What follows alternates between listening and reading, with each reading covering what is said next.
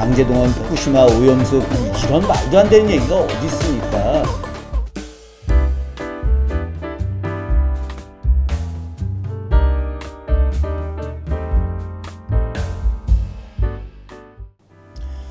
안녕하세요, 김준혁입니다. 오늘도 역시 외구와의 싸움 이야기 하도록 하겠습니다.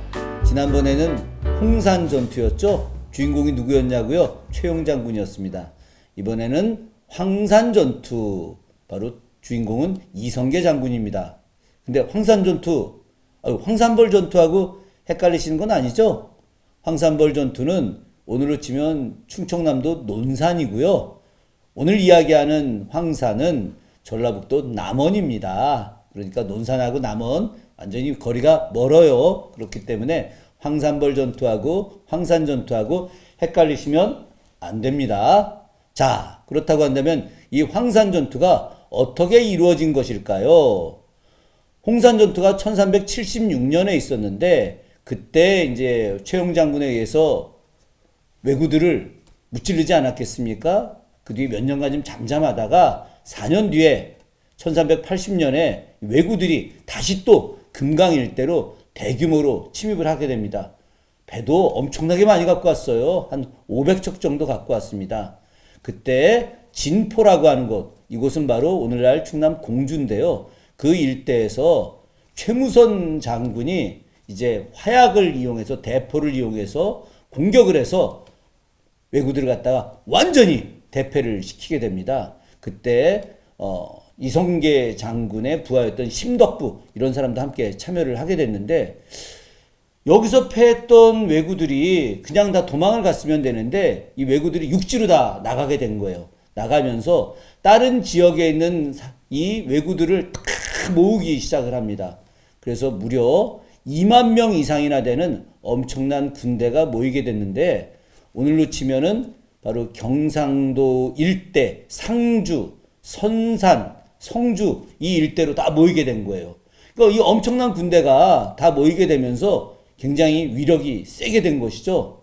이 사람들이 이제 지리산을 끼고 싹 이동을 하게 됩니다. 그래서 상주, 선산 일대에 있던 이 왜구들이 오늘로 치면 경상도 함양 일대, 지리산이 이렇게 있으면은 이쪽에 함양이 있거든요. 이렇게 함양 일대의 지리산을 돌아서 남원까지 진출을 하게 됩니다. 그런데 이때 왜구의 장수가 아지발도라고 하는 장수였는데 나이가 20살도 안 된 아주 앳된 장수였었어요. 근데 이 아지발도가 원체 무공이 셌던 겁니다. 이제 검술 능력도 뛰어나고 또 활쏘기도 뛰어나고 그러니까 고려의 군대가 막 이제 공격을 하게 되면 이 아지발도가 그냥 말 타고 나가서 그냥 뭐 다 쓸어버리는 거예요.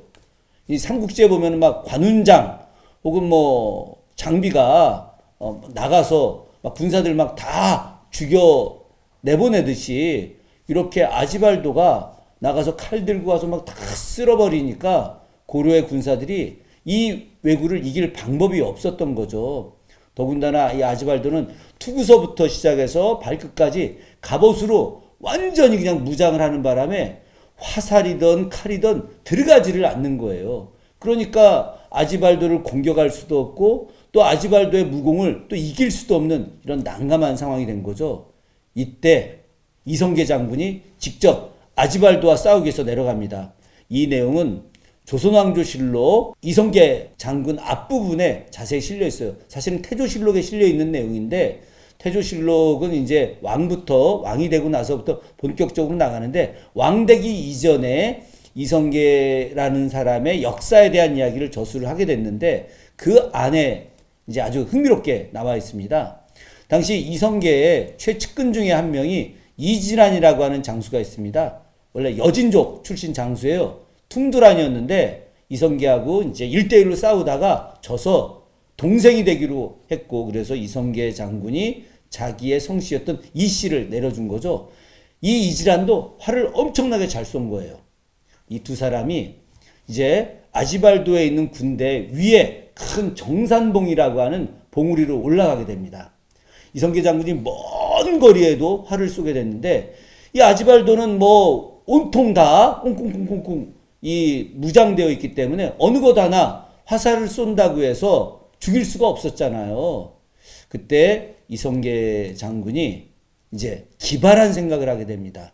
어떤 생각이냐? 자기가 활을 쏴서 이 아지발도가 쓰고 있는 투구의 끈, 여기 있는 끈을 갖다가 탁 맞춰서 끊어버리면 이 투구끈이 이제 벌어지고, 그래서 다시 자기가 연속해서 투구를 이 위를 쏘아갖고 투구를 벗기게 됐을 때 바로 그 순간 이지란이 이 아지발도의 얼굴을 쏘아서 죽이기로 이제 계획을 세운 겁니다.